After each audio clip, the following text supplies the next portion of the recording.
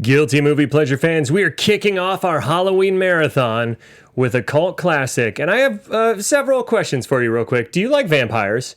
Do you like gratuitous nudity, practical effects, a zombie apocalyptic ending, and space? Well, you're in luck, because if you like any of those, they're all in this movie. We're covering Lifeforce. Welcome to Popcorn Talk, featuring movie discussion, news, and interviews. Popcorn Talk. We talk movies. And now, here's Popcorn Talk's Guilty Movie Pleasures. Yes, here we are, Lifeforce. Ladies and gentlemen, welcome to Guilty Movie Pleasures. Halloween season officially starts today, October 1st. We're just going to play that on loop. That's it? Are we done? And we're done. Thank you. Good night. I'm your host, Ben Begley, at the Ben Begley on Twitter and all that crap. And with me, as always, Jesse McIntosh. where can they find you? At Too Much Jesse. There we go. Why not? Yeah, why not? Why not? I did it in the beginning just to throw things off. Today, we are starting our horror movie marathon. Every October we do this, where I force us to watch a horror film every Tuesday. And Jesse, for the most part, enjoys himself until we throw in something like Texas Chainsaw Massacre 2, which was a doozy. That was a dud. Ironically, we're covering another Tobe Hooper film. Mm-hmm. Tobe Hooper did Texas Chainsaw, Poltergeist, and then this film, Lifeforce, which we've had fans ask for this a few times. And I've had people talk about it before, and it's always been pitched to me as naked alien vampire zombie film. And I'm a fan of all of those things, sound cool to me. Sure. And so I've always been very intrigued by this movie. And I always just expected it to be this kind of goofy 80s schlock fest. And I was surprised that there was some genuine cool stuff in here for me, mixed in with a ton of goofy stuff. Mm-hmm. But I told you before this that I liked it so much I ended up buying the 2-disc steelbook of it on Blu-ray. Despite already owning it. I mean, this is only 99 cents, and the transfer sucks. But this movie was bonkers weird. It could only exist in the 80s. It has so much going on. And I remember I specifically wrote in my notes when the third act hits, I wrote, wow, that escalated quickly. Because we go from this police investigation. Basically, they find this space woman. We'll go over all of it.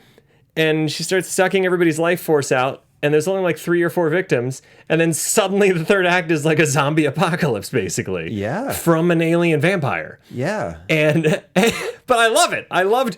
I really enjoyed this movie. It's goofy as shit, but I really enjoyed it. I'm so curious to hear your thoughts, Jesse McIntosh. Are you? I am, because I don't think you're going to agree. Believe it or not, yeah.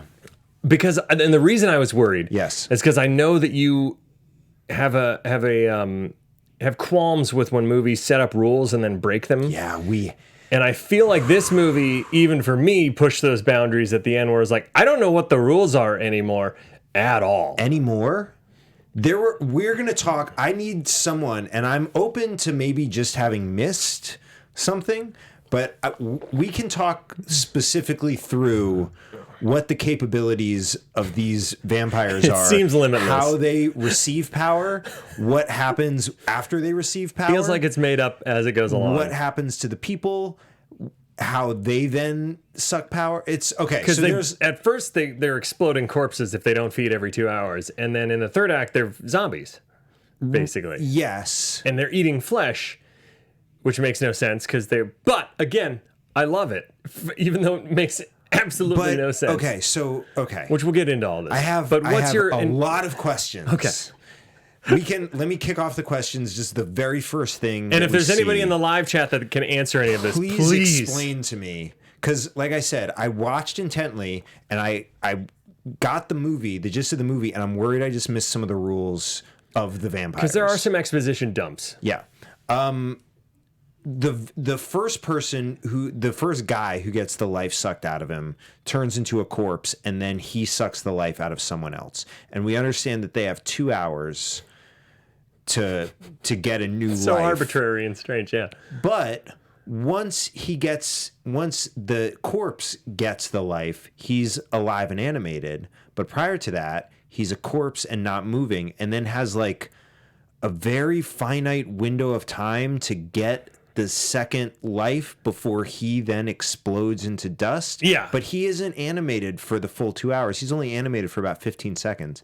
But then after he gets the life, he's animated and has full reign over everyone to get whatever life he needs. So it seems like an unnecessary hurdle. But isn't it once so it's kind of like The Ring-ish, before The Ring, where like if I'm the vampire, Yeah, let's roleplay. I take your life Yes. force. I'm a human.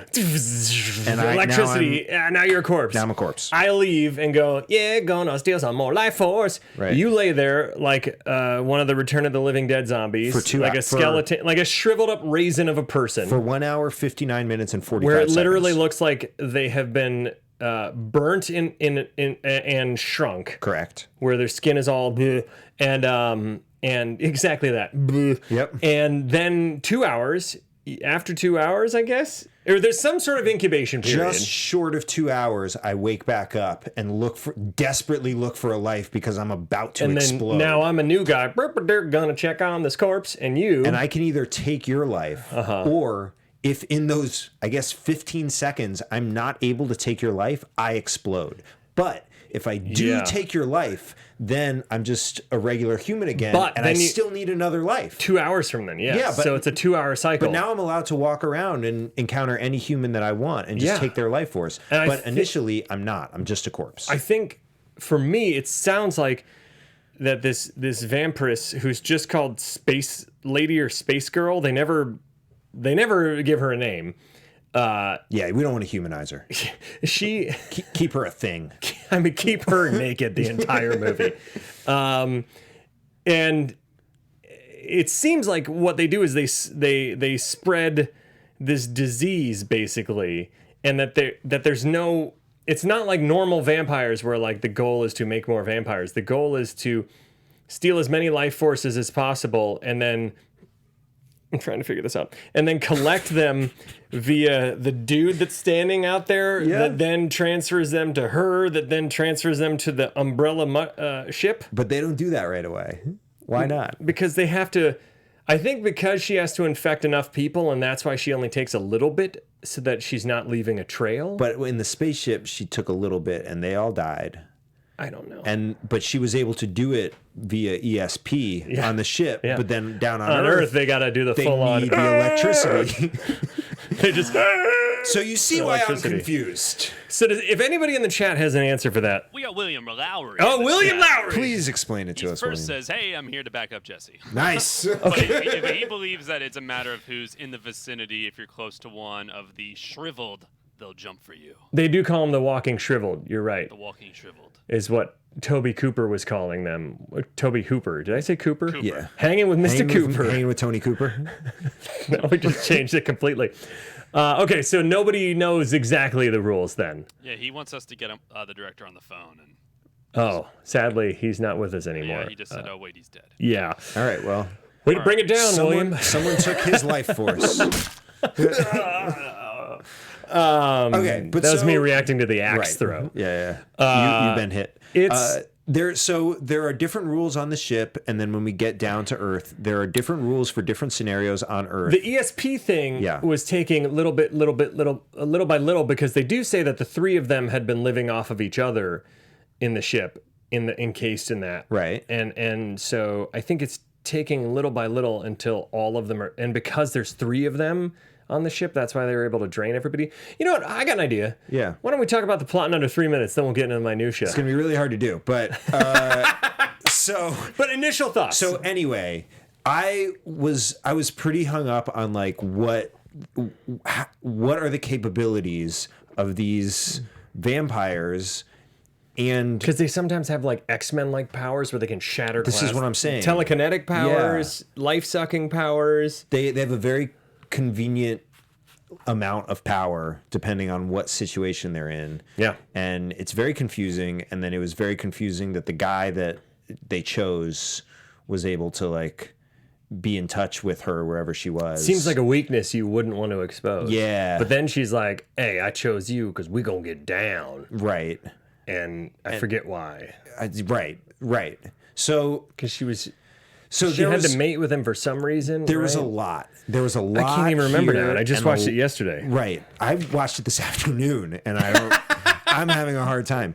There was a lot of stuff they tried to layer on, and a lot of different like genre. A lot of just too many different things. The part that I did really like about it was what you said, the police investigation. It's cool. Like, this was cool. It was like. This was a mix of genres that I appreciated, where it was like just sort of a sci-fi horror police investigation. So it really lost you in Act 3? It lost me kind of throughout. It lost me sporadically throughout.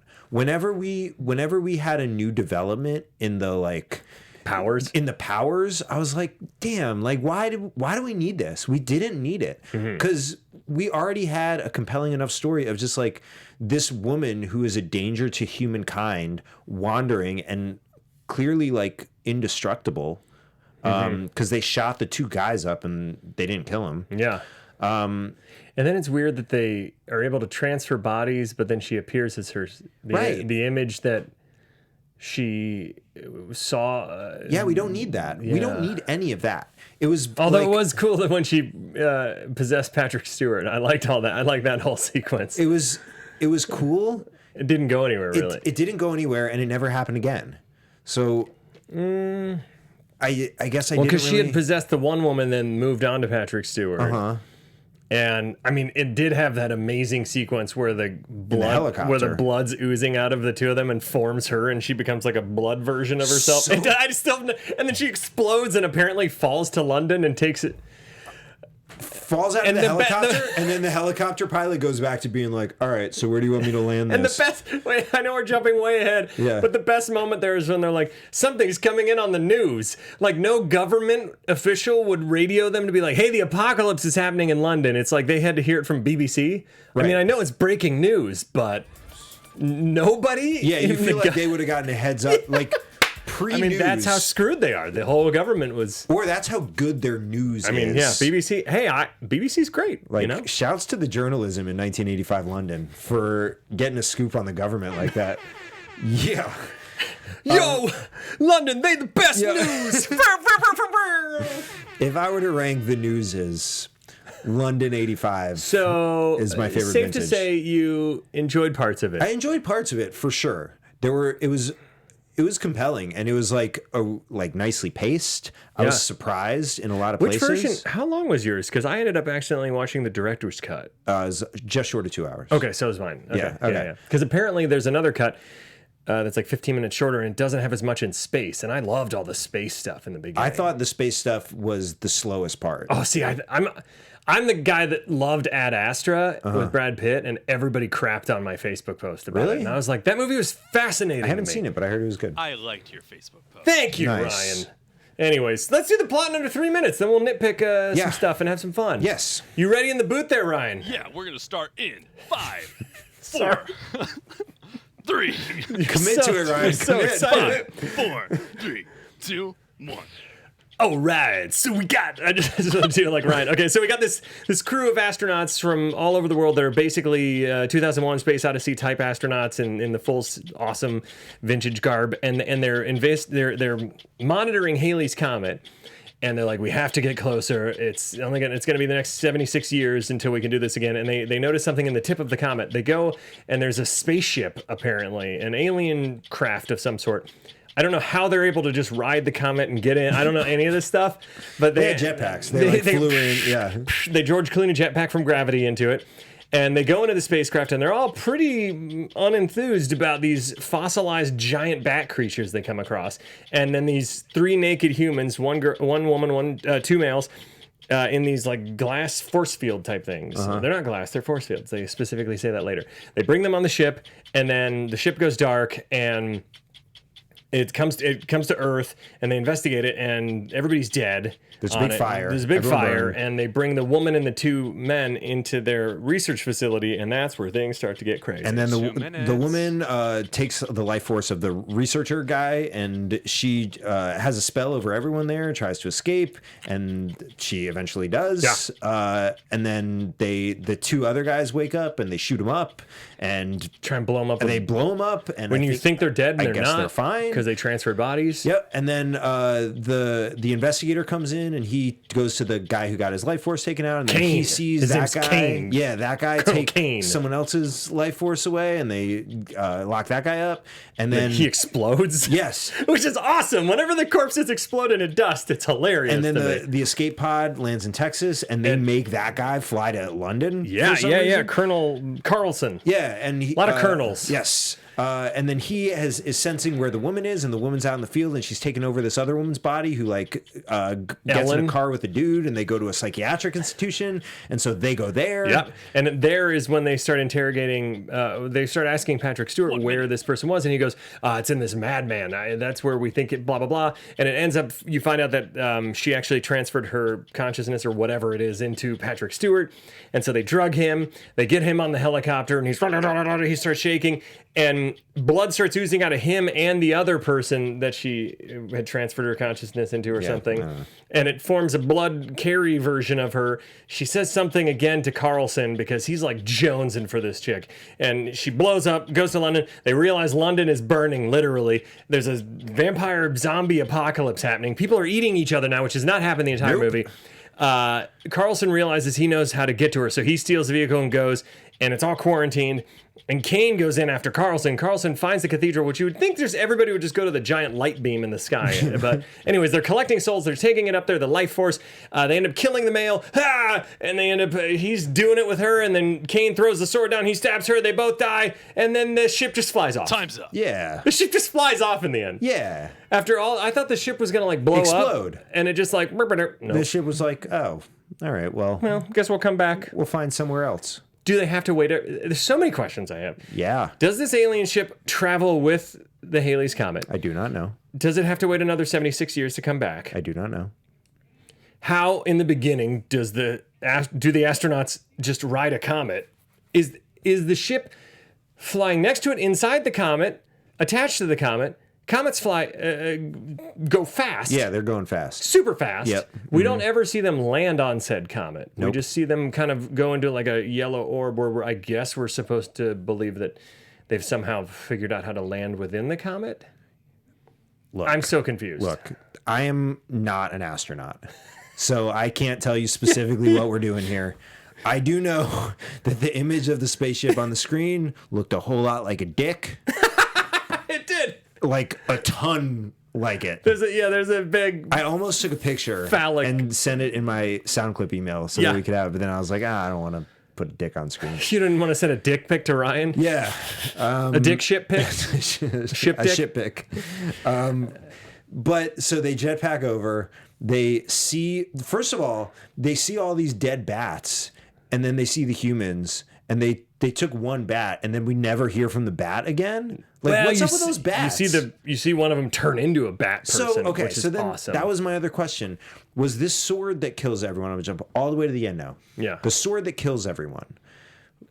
It kills the first guy, and he's just laying there with the sword until they pull in it him. out. And then what happens And then to he him? becomes a shriveled corpse Right. and explodes, right? Right. He becomes a shriveled corpse. And then the The other guy turns into like some mythical creature he turns into a vampire bat, basically. An alien vampire vampire bat. And then explodes. and then explodes. And then she just kind of disappears. she like all the light maybe happens to there her. are several versions of power.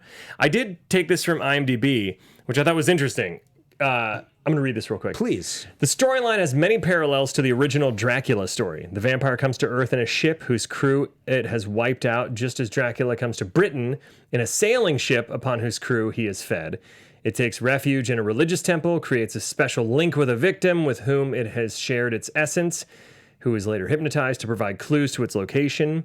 The team hunting it include a foreign-sounding doctor obsessed with death and an Foreign-sounding. American who track it to a mental asylum while it spreads its plague through London. The vampire is eventually killed by the American. Where did it go? Oh, shit. Using a knife, who also dies in the process. So there's several. So this is Dracula. It's Dracula with space. With space. Yeah. And with zombies. That's the thing that threw me off the most, is that I was like, I loved the third act, and I enjoyed the hell out of this movie. I didn't care that it was like all over the place, but it did, because it was fun. But I was kind of like, wait, why are they zombies now? Like, Right. why are they eating flesh? I thought they stole life forces. Right.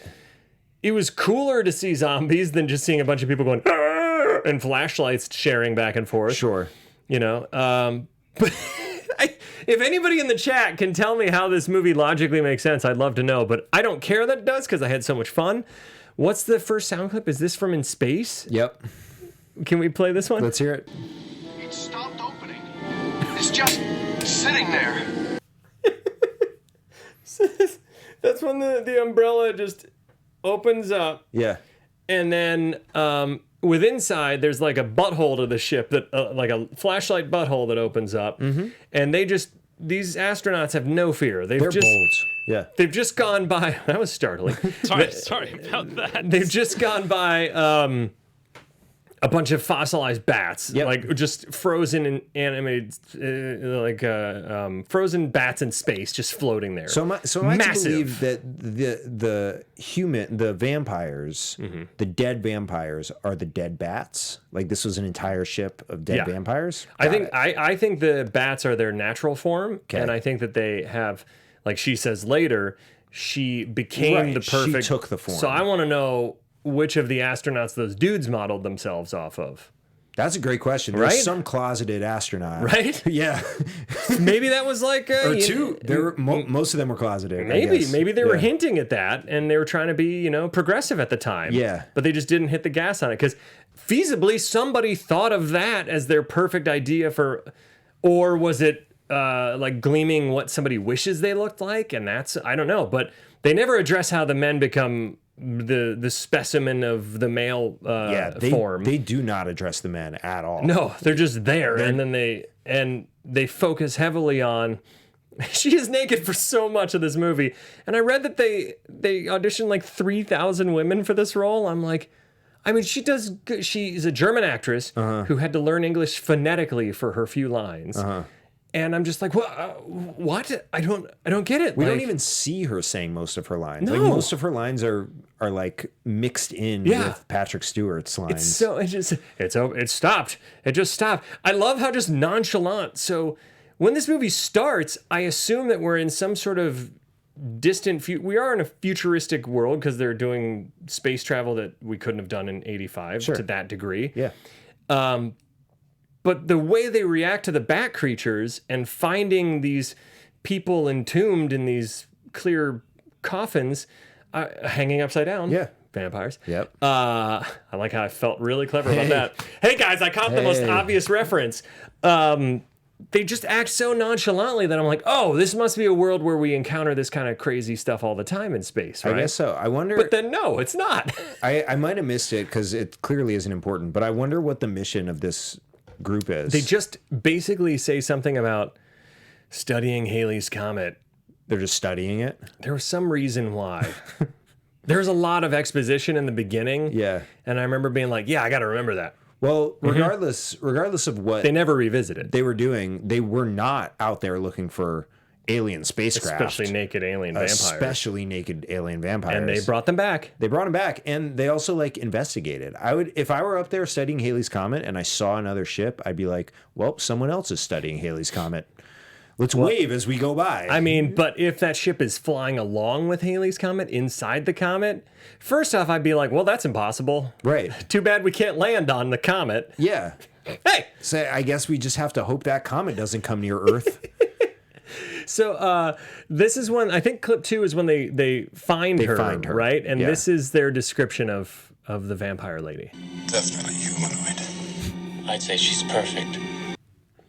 I do love, at first I thought the nudity was just kind of like exploitative, but I honestly feel like there's a not so subtle commentary about like the power of sexuality over men, and like how like they are just like they have no logic in this movie as soon as she comes around, you know? And whether or not it's because she's naked and attractive or because she's actually swaying them with some sort of telekinetic power, literally every man becomes an idiot around her. And I think that's kind of funny in a way. Like men are just dumbasses when it comes to hot women. Like how many people have like hurt themselves checking, like craning their neck or like, you know what I mean? Like been like, oh, I'm not saying me personally, but I'm saying like, in general, But you would like a head count. I would like a head count. I would like the raise your hand I would like the CDC to do a poll.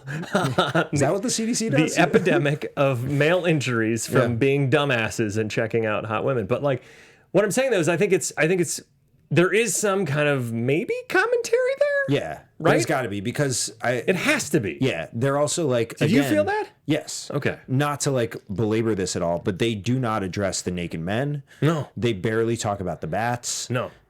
So there's other stuff going on here, and they're all just transfixed, and they're all just like, check out that woman. But it's like on a like they say, they keep harping at, she's perfect. Yeah, she's everything, and I think it's this definitely humanoid. I'd say she's perfect. I'd say she's perfect. Yeah. So I think there is some sort of commentary about men losing all logical thought in the presence of. The perfect human. She's perfect. She's perfect. She's perfect. So I did write, they go through the butthole of light into a room. So the spaceship arrives, they take him in.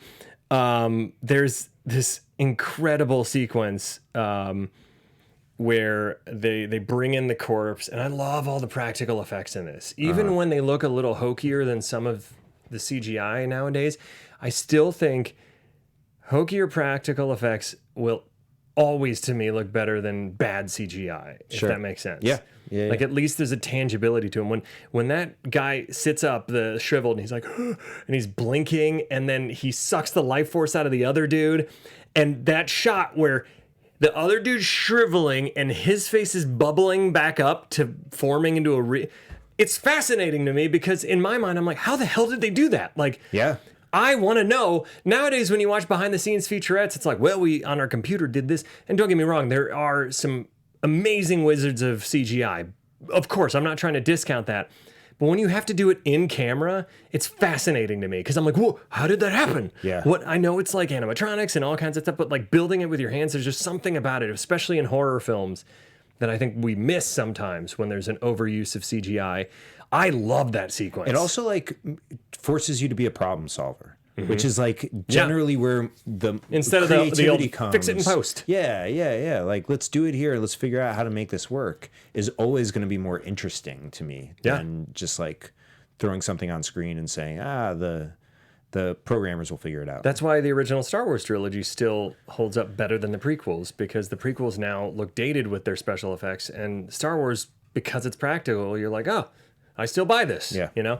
Yeah. So then there's the dude vampires wake up, and the room explodes. Oh, no. The room does explode. Yeah. And then they come out and then they start shooting them up. There's like a couple of different levels of windows, and they're like exploding all the windows. That was when there's I forgot, that was a part that cracked me up, when he's sucking the life force out of the dude and they get word of it. They have to run through like 15 doors. Yeah. And it was amazing to me how it's like, we gotta get over there. Shit. Yeah. God, we really should have just cut out a few of these doors in the process. His layout could have been better. It's so funny to me. Yeah. And they do it a few times where it's like, but yeah, back to the guys. So they wake up, there's an explosion of glass. They're like shattering it with their telekinetic powers. Mm-hmm. And these soldiers just unload on them, and they show shots of them being blasted, and it doesn't do anything. Yeah.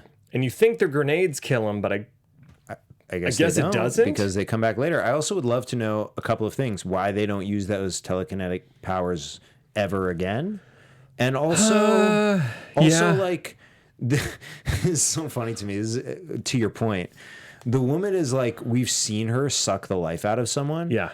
And people are just like, hey, security downstairs, make sure that she doesn't leave. Yeah.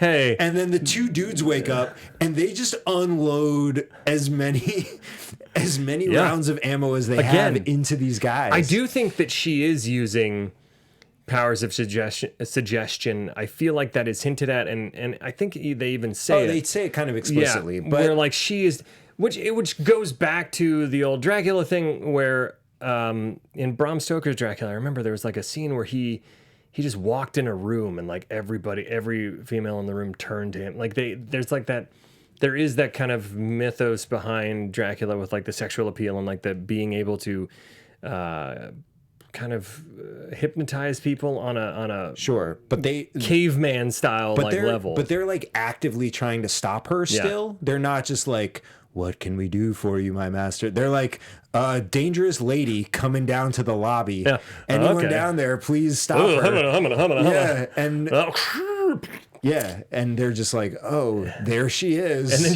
she does a full Jean Grey, like the Phoenix, and just shatters the glass and walks off. Yeah. So after we've witnessed this being drained out, the doctor, he knows a lot about this. He knows so much about these vampires. He later knows how to kill them with a sword, which we'll get to. But let's play clip number 3. You mean life after death? Yes. Is there? What? Life after death? Do you really want to know? No. Wait. But to answer your question, yes, I think there is. What a weird exchange. What a fully unnecessary and weird Do you really exchange. want to know? No. Well, to answer your question. But even before that, is there life after death? What? Life after death? Yes. Do you want to know? No. Well, to answer your question, like what? It makes no sense. It makes no sense. It's so good.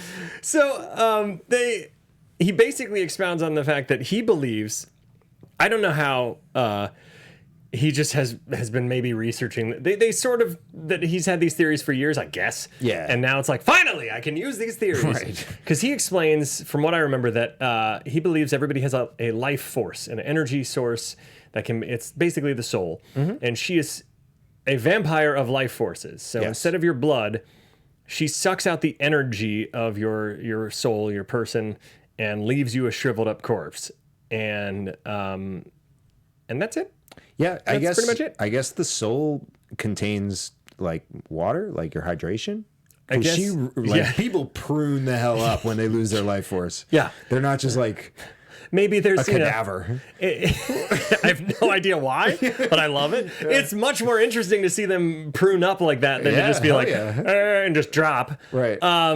Now this next sound clip 4 is great because, as if a naked soul-sucking vampire wasn't bad enough, now they're super nervous because now she has clothes. As if it's like, damn it, now we'll never find her. Oh, she's out of our grasp. However can we describe her? None of us were looking at her face. She found a billowy shirt. Let's be honest. That's why they're like, did anybody see her face? They're like, ooh. Anyways, now she has clothes. I know what the guys look like. Does that help? Does that help? Yeah. No, because they won't come back in the story till the 3rd act. Yeah. So then they find a corpse in the park, shriveled up, and a lot of these corpses remind me of the corpses in Return of the Living Dead, and so I kind of loved every time they show up because it reminded me of the pain. Did we watch that together, or were you on this show? I don't remember. The pain. That's why we eat brains. It's so good. It's so good. But I also did want to say, I mentioned it in the plot in under 3 minutes, but the dude comes down in the emergency pod and in Texas. Yeah. Yeah. And the police in England are like, that guy's been through a lot. Get him over here. Like, no one's like, and it seems like it takes no time. Yeah, it's instant. they're like, he floated down. Well, because they know she's loose in London, not Texas. Yeah, but like, I don't know, like, give him a call then. But then every time they start to question him, and then he's like, I'm tired, they're like, let's give him a break. Or when they try and question anybody in this, there was another person. Oh no, the first victim who gets drained a little bit. He's like, I'm tired, and they're like, okay, we'll let you rest. And it felt like they were just doing that to like draw things out a little bit. Yeah. Which is hilarious to me. Yes. But then they, the other thing is they're like a needle shaped, they say this very just kind of off the cuff. Like there's something that's entered our atmosphere, a needle shaped object about 150 miles in length. Yeah. And yet still almost every focus is on finding the naked vampire, now clothed, the ex-naked vampire woman. Right. Uh-huh. You would think all efforts would be redirected to be like, what the? There's a UFO that's parked itself in our This atmosphere. seems much more dangerous on a global scale. Yeah. And then when they're like, oh yeah, it's above London. It's like that's just kind of mentioned as like an afterthought. Like, hey, this crazy stuff's going on. By the way, hey, that ship's above London. I wonder if it's connected. Anyone else see that? Hey. Is anyone concerned about what's above us right now? Whatever. I don't know. Whatever. We'll figure it out. If they need anything, they'll ask us. So there's a scene where there's this like sex scene. He has a sex dream with her, and he wakes up terrified from it. Yep.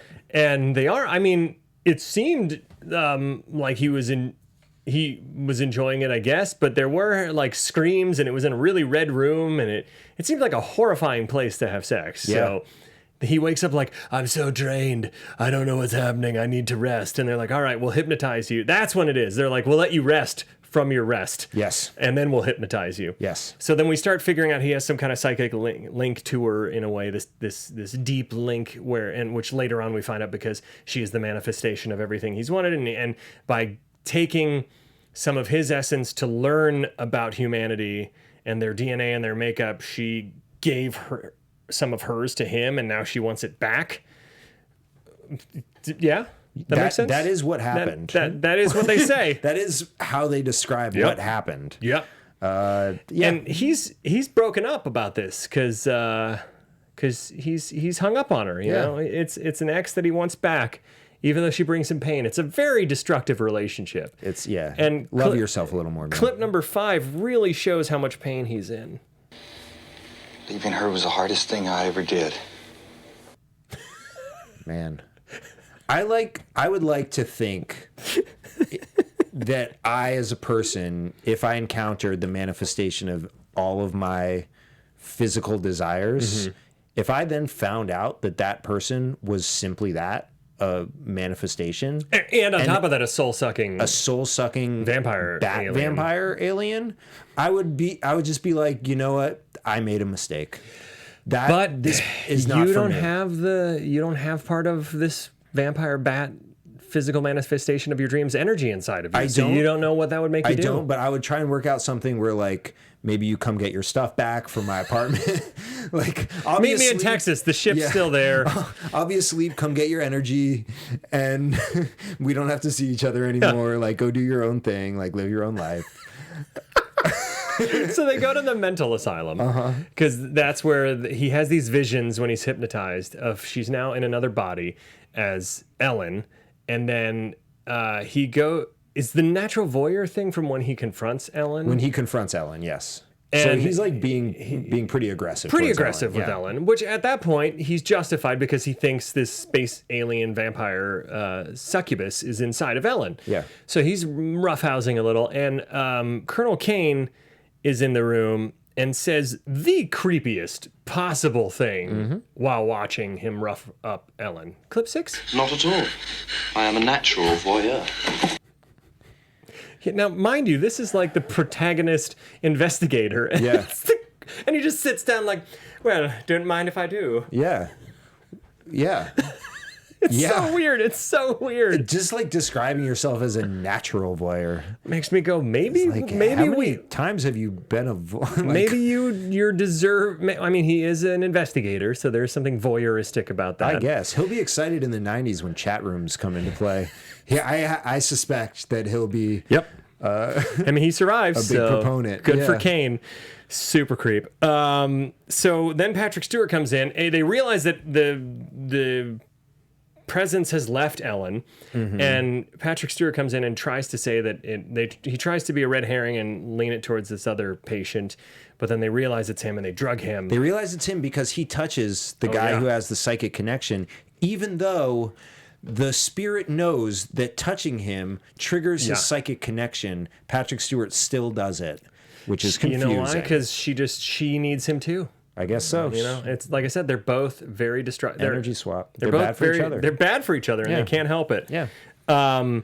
They change bodies, blah, blah, blah. Let's see what else I had notes in. Oh, my God, there's a lot I covered here that we're not going to get to. So then there's they get in the helicopter. I forget. Patrick Stewart starts convulsing, and there's all this poltergeist activity that starts happening around, and stuff gets crazy. And the orderly comes in and just stands there useless. That's the best part. When the dude comes in and he's just like, huh? What should I do? Yeah. And just stands there. And I think they drug him enough that everything finally calms down, They give him right? the double drugs. The double drugs. Yeah. Yeah, okay.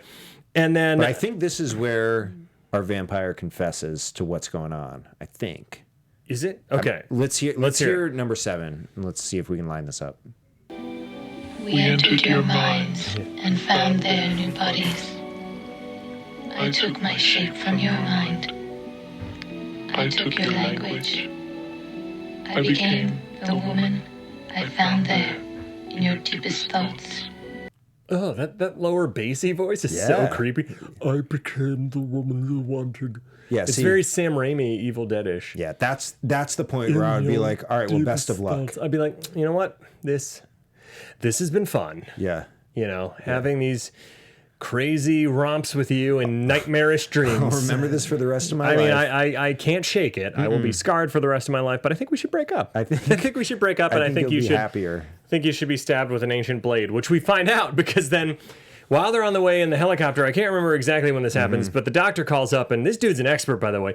Where he gets the weapon he describes, no one knows. No one knows. And how there's multiple of them ready to then go fight. I think there's only one. There's I think only they're one. just passing it Maybe around. he just is an antique shopper on the weekends. And so he calls them up and tells them specifically how to kill them, and it's fantastic. Clip number 8. How did you kill him, Philada? How? The old way, Carlsen. A leaded metal shaft penetrating not through the heart, but through the energy center 2 inches below the heart. Not steel, but leaded iron. The old way. The old way. Ah, yes. Oh, the old way of killing people. Excuse me, I don't remember exactly the old way. Could you break it down for me? Why, I'm so glad. The old way, Carlsen. Why, I'm so glad you asked. Not steel, but iron. Right. Oh, it's so... Not in the heart, although the old way, I bet you could have killed them in the heart. Yeah, right? Stabbed them in the heart to kill them. It's like they just wanted to be like, we promise this isn't a rip-off of Dracula. Right. Not the heart. The abdomen. Just below the heart. It's so good. Take out your ruler. 2 inches. They don't use inches in London, do they? They use No, they're on the metric system. Yeah. What up? Way to go, Tobes. I found a hole. You found a Lifeforce. plot hole in this. So they go and they're stuck in this. They go to this compound where these soldiers have quarantine things, and there's blood starts pouring out of them, and she appears. That's when she says that.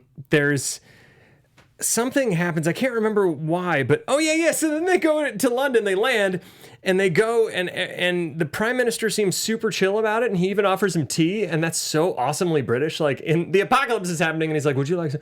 The secretary offers him tea. Yeah. And the Prime Minister's freaking out, but then you realize that people are infected in there.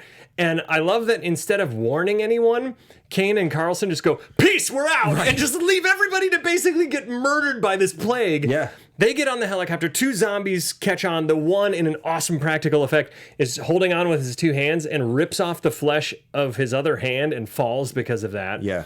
And then the other one is shot with a flare gun and falls off, which is awesome. It's also great that the Prime Minister insists on sucking the life force out of his secretary and doesn't take either of the 2 guys who are there to stop it, I guess. That's why he was so calm about it until he's sweating. He's just sweating profusely. Yeah. And then, I said they forgot about the ship. They finally remember it. The 2 carriers, and I couldn't understand this. There's 2 carriers, male and female.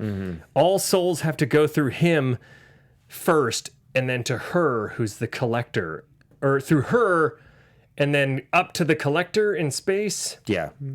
It's unclear. Don't know. But they go into the city. There's all this amazing stuff where they drive past zombies, and it's just chaos. And then I love that Carlsen hears her voice again and just stops in the middle of an apocalypse. And then suddenly he's overrun with all these zombies, and he's like, ha! Oh, yeah, sorry. Right. Oh, man, I was just daydreaming there. If there's ever a point not to daydream, even if you have a hypnotic spell over you. Sure. That's one Zombie of them. apocalypse. I want to make sure I get all this. So I will also say that it was extremely convenient that the zombie bodies were piled up with walkways up the stairs. Like they weren't just spread out over the whole stairs. There were 2 distinct walkways. This third act gets bananas. I forgot that in that moment, one of the arms of the zombies rips off and it's still moving. Yeah. And then he just throws it in the back of his truck or car. It's like, if that's still moving, couldn't it like totally Cousin It? Is it Cousin It? Yes. Is that the thing? No, that's the thing. The thing. Just I would have loved it if it came back and he's like, I should have thrown it out the window and starts strangling him. There's so many crazy things that happen. The doc gets shot in the stomach and his soul gets sucked away. I don't know why. Apparently now there's maybe the ship is just collecting anybody that dies at this point. I guess. I don't get it. But everyone is dead. Like it's confusing because there are still people walking around being zombies, and then there are a bunch of zombies that are dead. Yeah. And so I don't really understand I what think the they're distinction zombies is. until they kill other people, and then they don't tell you. Yeah, you don't know. There's no way to know. But Kane has this awesome Highlander type moment where he pulls the sword out of the corpse, the other male that was killed, and he just turns into dust, right? Or does he explode? I can't remember. I think he turns into dust. Sure. Yeah. He turns into a corpse. All his employee buddies show up as zombies, and there's the security guard. I specifically noticed the security guard zombie pops up last and like looks over like, and it was almost like the actor or the security guard character was like, guys, are we gonna eat him or not? And it was like this weird checking in with the other zombies. Carlsen goes in the tombs. Kane finds where Carlsen is. Carlsen's down there getting freaky, and in the most hilariously 80s kiss, because like nowadays actors like go for it and like fully make out, and back then it was that weird like where they're like open mouth but just kind of moving their heads, open mouth, moving heads, and eyes wide open, staring at one another. So weird. It was so weird, so uncomfortable. Yeah, I would rather see people actually make out than. It was so strange and unsettling, and it goes on forever. It was kind of like they green screened someone kissing a mirror. Yes. And it was just like, all right, both of you guys, we'll put it together. So the male vampire is just standing there collecting souls, and this is what he says, I think, clip number 9. It'll be much less terrifying if you just come to me.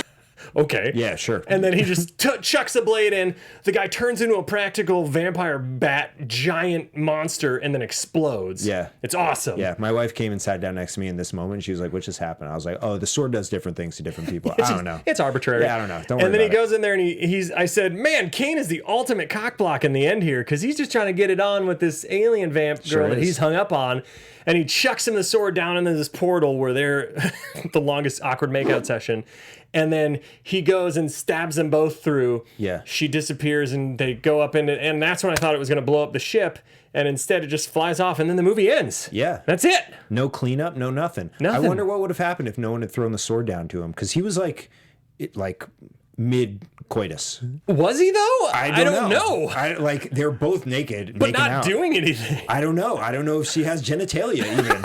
Like, I have no idea. I have no idea. Yeah. Oh my God. This movie was hilarious and a slice of 80s ridiculous mashup that I loved. I had a blast with this movie. I hope it didn't seem like we were crapping on it because I love every inconsistency and absurd thing in this movie. Yeah, man. So tell us, that's all the time we have for Lifeforce today. Tell us what you thought if you have seen this movie. Do you think it's an 80s gem? Do you think it's a piece of garbage? What are your thoughts? And keep your horror suggestions coming. We're going to be doing Chopping Mall either next week or in the coming weeks. And until next time, where can they find you? You can find me anytime. Drop a pin. On Twitter and Instagram at Too Much Jesse and for Sketch at The Prom Losers. You can find me at the Ben Begley on Twitter and Instagram. You can find us at Guilty Movie Guys, where we talk all things guilty. So also make sure to leave a review on our iTunes, YouTube, all that good stuff. It helps our viewership, and we appreciate our fans. We like conversations with you. Until next time, what is your guilty movie pleasure? From producers Maria Menounos, Kevin Undergaro, and the entire Popcorn Talk Network, we would like to thank you for tuning in. For questions or comments, be sure to visit popcorntalk.com. I'm Sir Richard Wentworth, and this has been a presentation of the Popcorn Talk Network.